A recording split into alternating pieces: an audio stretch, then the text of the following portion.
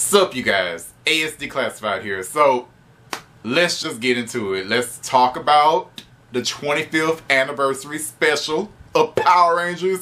Let's talk about it. 10th episode of Power Rangers Super Ninja Steel. Let's just get into it. First things first, JJ. The show referenced JJ.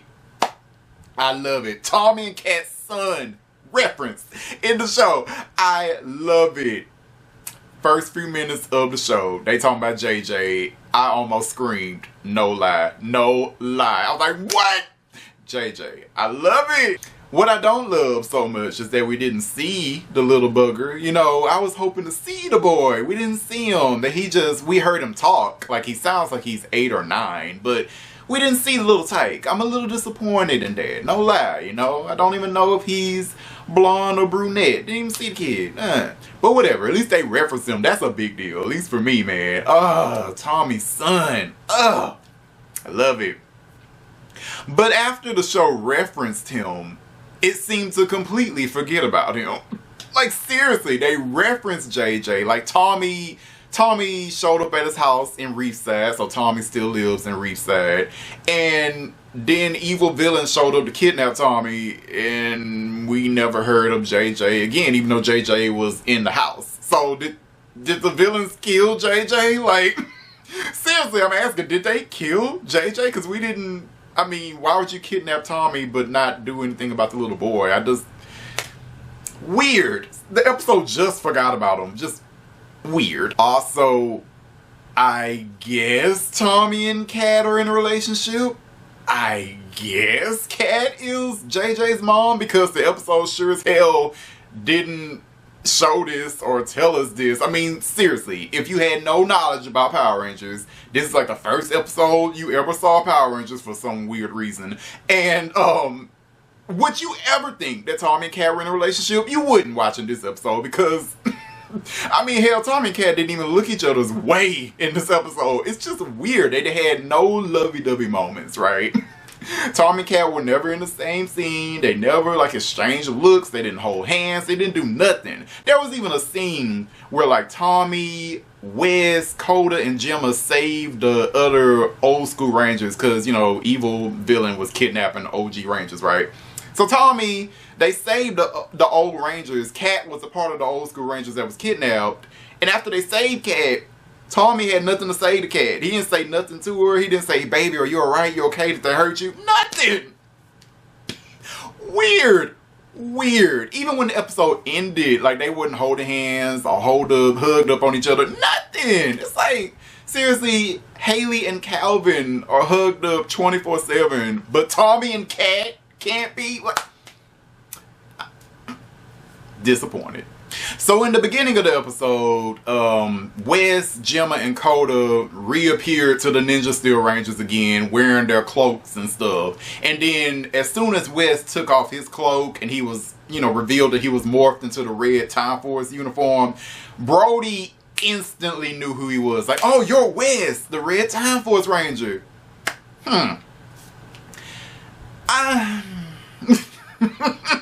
I'm not bothered that Brody knew that Wes was the Red Time Force Rangers. I mean, Wes was the co-leader of the Silver Guardians. You know, they're very public, so, you know, Wes' identity was not secret. So I'm not bothered that Brody knew who Wes was. It's just, this pretty much confirms that Ninja Steel is in the main Power Rangers Dimension timeline, and okay, I just gotta accept it. At least the Rangers didn't know who Coda or Gemma were. You know, they didn't recognize them. They're like, who are you guys? And Gemma had to explain, hey, I'm the Ranger Operator Series Silver, and I'm from the RPM dimension, and it was destroyed by an evil computer virus. And Coda in very Coda-like fashion, talking about, and I'm Coda, you know, and I'm from a dimension where dinosaurs didn't go extinct.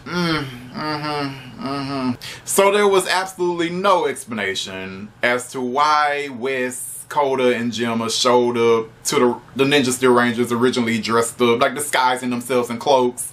No explanation for why they did that. No explanation for why they knew so much about the Ninja Nexus Prism. No explanation, you know. West at one point said, hey, all Time Force officers have this little handy dandy device, and we can use this device to travel through all of the different dimensions. Okay, that's fine. You're still not explaining why you know about the Ninja Nexus Prism. Why were you disguising your identity to these other Rangers? Okay. And why is Kota even here? Shouldn't you be in your own time 100,000 years ago, you know, hanging out with Saber-Tooth Tigers and shit and Dino and the rest of them? Why are you here? I don't. How do you even have your inner gem? I thought Keeper kept all this shit. It's just, I guess. I mean, it's only 22-minute episode. So, I mean, some things you can infer.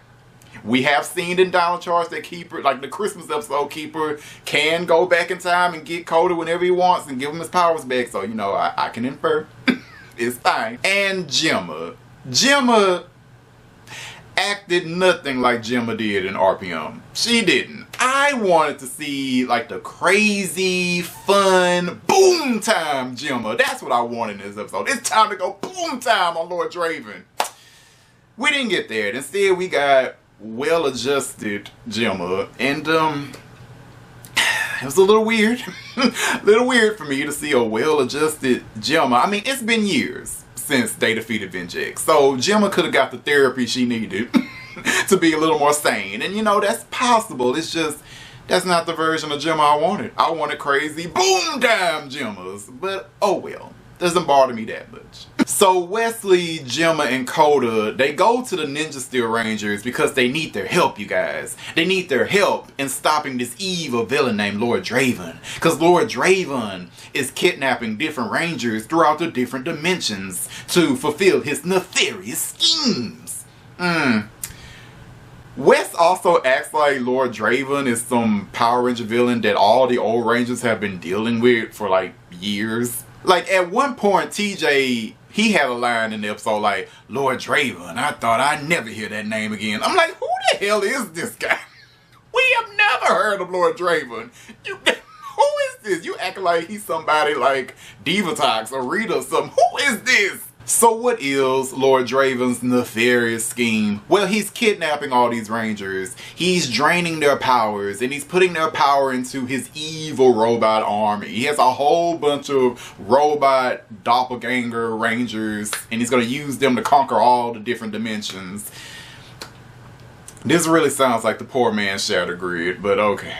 Lord Draven. Lord Dragon, okay, I guess.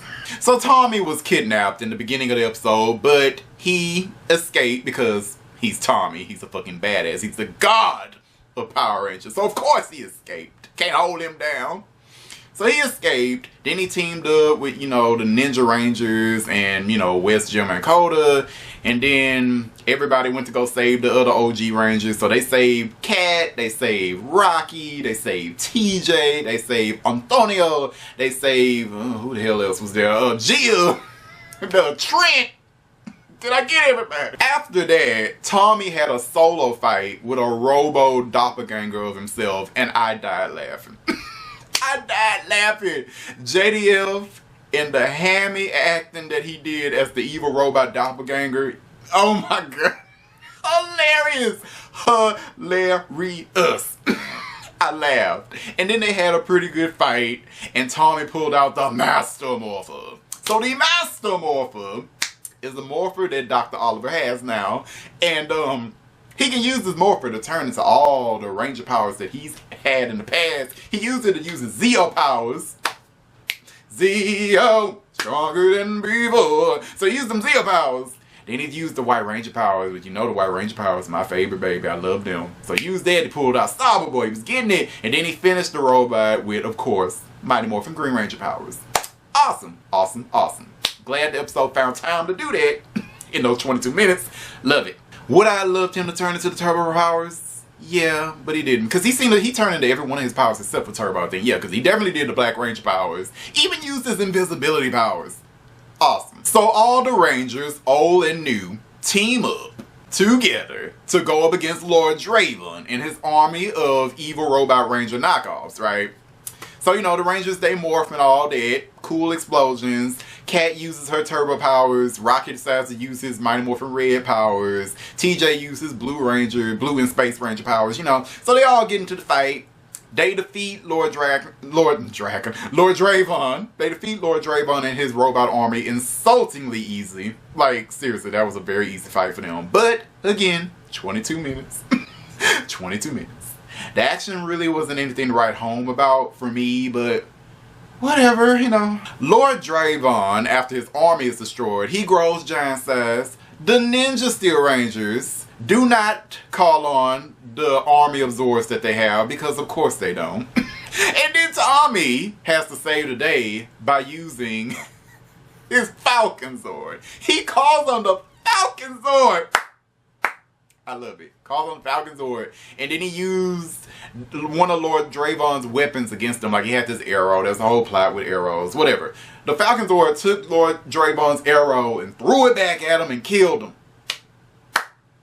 I love it. I love it. Once again, Dr. Oliver gotta bail you hoes out. So if Forever Red and the Legendary Battle episodes did not make it clear enough for you guys, all the old Ranger powers and Zords that were destroyed previously, they all exist again. They've all been repaired or re-energized or remade, whatever. Everything exists. Tommy can literally call on everything. Anything he wants. He has access to all the powers he's ever had, all the Zords he's ever had. It's the Falcon Zord was a nice surprise though. I love all the OG Ninja Zords. I love them to death. Season 3 was my season, man. I love it. I love it. I love it. But I am curious, and I hope either the comics or future seasons explain, like, who rebuilt all these powers and Zords? Was it Ninja? Gosei? SPD? I don't know. There's so many things to choose from. Just tell me who remade or re-energized all these powers and Zords. I just want to know. You know, enough time has passed where I can believe that all this stuff has been rebuilt and remade. I just want to know who did it. Who found the time? This episode pretty much proves that a ranger's job is never done. Like, all these rangers, like the episode, it seems to hint that all these rangers have still been active rangers for years. Like, they just never stop. Like, Tommy's still doing ranger shit. TJ's still doing ranger shit. Wes still doing ranger shit. They still doing stuff, and they fighting against villains and doing all these missions that we don't even see. Like, we don't know about. Like, apparently they've been fighting Lord Draven for a long time. We've never even heard of this motherfucker until today. So who knows who else they've been fighting? You know, it's very interesting. It's very interesting. I like this. Like, yes, those rangers, you know, a ranger's job is never done. Like, we out here finding new dimensions every day, and we making all these contacts. Like, you know, Gia in the episode talking about, oh yeah, I thought I was talking to Tommy, but I wasn't. Like, so Gia and Tommy normally talk. Like, all these old rangers are cool like that. I like it. So overall, this episode was okay. It was okay. I smiled at the references. It was nice to see the OG Rangers. You know, I liked that part. You know, there were things that didn't make sense or irked me in the episode. Like, again, the episode just forgot about JJ. Seriously, is he dead? Like, what happened to the boy? Just forgot about him. You know, they didn't explain why Wes and the others were dressed as the Grim Reaper for a while. Why were they doing that? They didn't have Tommy or Cat show any affection towards each other. Just, why would you do that? And what else? Oh, and in true Ninja Steel fashion, they had the characters explain the plot of the episode 600 times. Just, But still, you know, it was enjoyable. You know, I mean, listen, it's Ninja Steel, okay? None of us really had high hopes for this episode. But by Ninja Steel standards, this episode is alright. It's fine. I mean, it could have been a lot worse. It could have been so much worse. But as it is, it's enjoyable enough. So, you know, I laughed. I laughed at the absurdity of this episode. I liked it enough, man. This episode was passable. I'll give it a 3 out of 5, man. I mean, easily the best episode that Ninja Steel has done. So, if you're watching this review of the 25th anniversary special, let me know what you thought about it. Did you like it? Did you hate it? Did you think it was meh? Let me know in the comments. You be so kind. You know, let's start a dialogue here. Alright, later guys. I'm out the